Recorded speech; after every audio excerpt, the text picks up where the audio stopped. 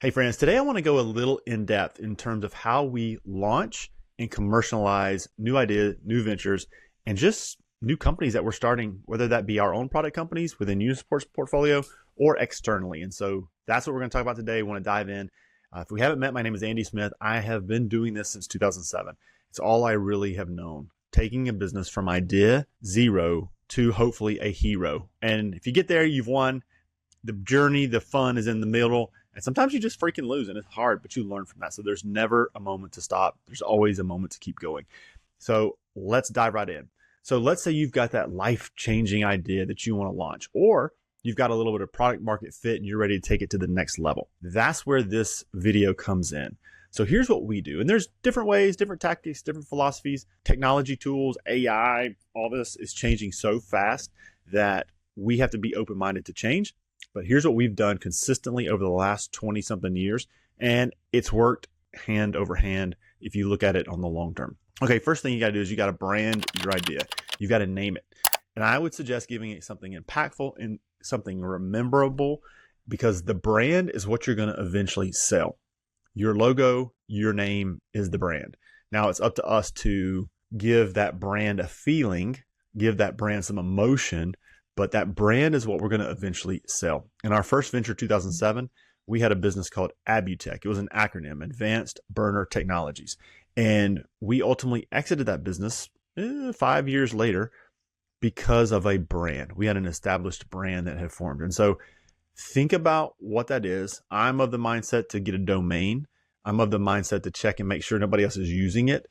And I'm of the mindset to make sure it's memorable and has some emotion to it. And I think if you start there, you've got the seeds of a great brand that you can then launch and grow. Now, the second thing, you've got to get that company formed. Lots of ways to do this. LLCs are easy. Find the right attorney to help you. LLC versus C Corp and all of the things in there. Hit me up. We can talk about that. And good attorneys will give you tons of good advice when you're setting up your company. But if you're a single member LLC and your idea gives you protection from yourself. So that's the whole point of putting your idea, your new business into an LLC. Okay, so now you've got the brand, you've got the company formed. Now you're ready to identify the next most important piece, your ICP, your ideal customer persona. Not 17 of these, not 5 of these, just your ideal customer persona. Who does your product or service solve a problem for? Who has a problem that your product or service can solve? That's the key. What one problem do you solve for one ICP? And this sounds straightforward, sounds easy. This is stupid hard in practice, because our product, our service, we're launching one right now, a traffic video monitoring system.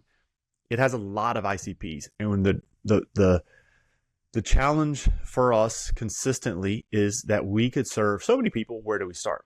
Same things for Unisuport. Unisuport is an AI automation agency. It's the engine to everything we do. And we could serve a lot of different industries, a lot of different customers. We could serve dentists all the way up to oil and gas conglomerates. We could serve mom and pop small shops, to your brick and mortar shops, to your GEs of the world, the big conglomerates. And so we've got to get really clear on who is the one avatar that we've chosen to solve the one problem that our product or service will solve. The wants and needs of the customer, and those are different. So identify your ICP.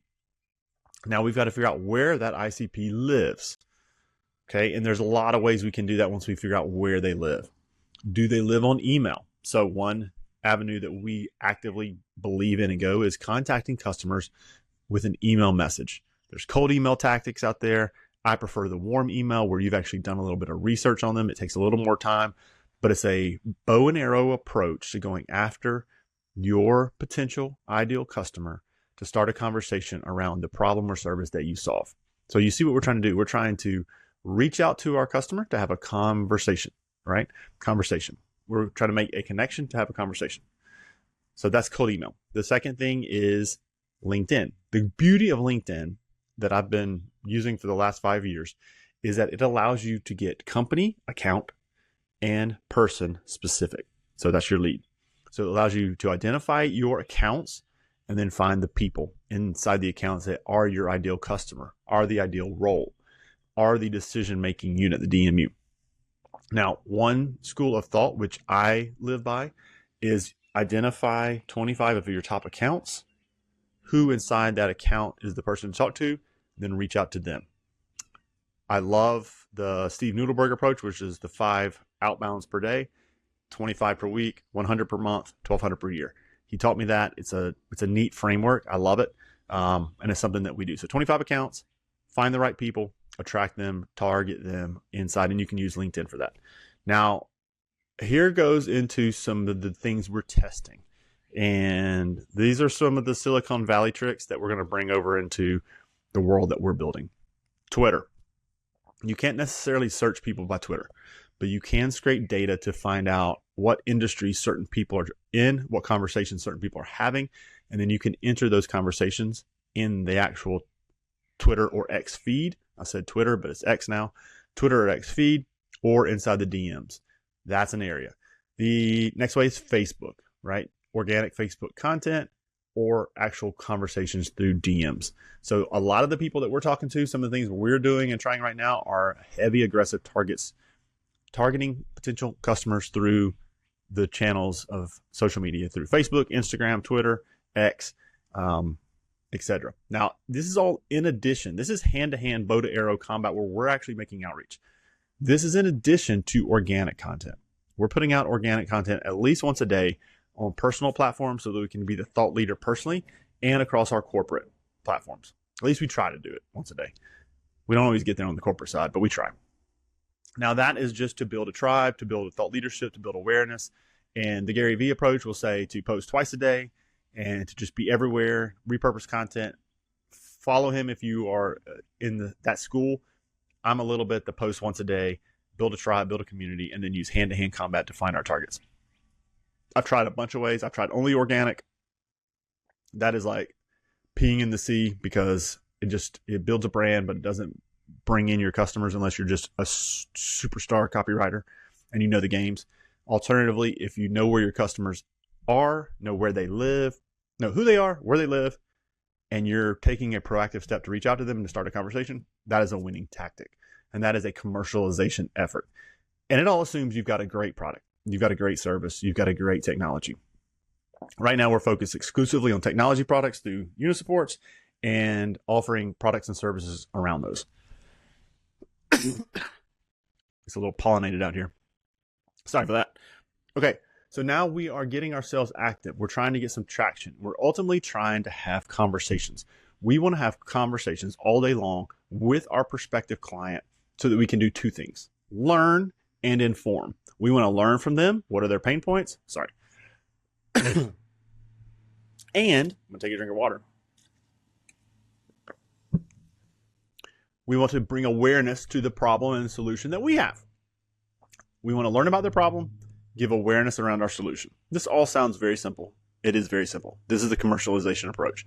Putting yourself out there, having conversations, learning from the customer, informing yourself. You're not selling. You're just informing. You're just solving a problem. That's what entrepreneurs do. We solve problems. We find a problem, and we solve it. And that's what we're doing with our customers. We're finding a problem, and we're solving it. It's that simple of approach. The other things that you can get once you get some traction is you can get partnerships going. A partnership helped us in one of our ventures go from $3 million to $12 million in 1 year. Huge, because we had the right partner who made the right introductions to get us into the right conversations and rooms to solve the right problems with our product. That's it. It was that simple. And it was a lot of ways you can do that. The B2C world is doing affiliate marketing, affiliate type relationships. B2B world is doing commission only sales, representatives, that kind of thing. So there's different ways to get to market. Now, once you get some traction on the organic content side, that's an opportunity to then put some ad money behind it. That's something that we do. And here's what you want to try and get to as quickly as possible. What is your CAC? What is your customer acquisition cost? When you can determine your CAC, customer acquisition cost, how much does it cost you to get one customer? Now you have a repeatable system because now you know if I put $5 in, I get $10 out. And when you can find that CAC, customer acquisition cost number, now you're able to scale. So we're going to try to attract our customer. We're going to attract our customer, build nurturing systems, convert them, conversations, deliver an amazing product, and now we're going to scale. That's the fifth piece of the equation. That's business building. That's commercialization. That's launching a product, hopefully getting it from launch phase to momentum phase as fast as you can. My eyes are starting to water because of this pollen out here. All right, friends, Andy Smith. I don't know if you can edit this out.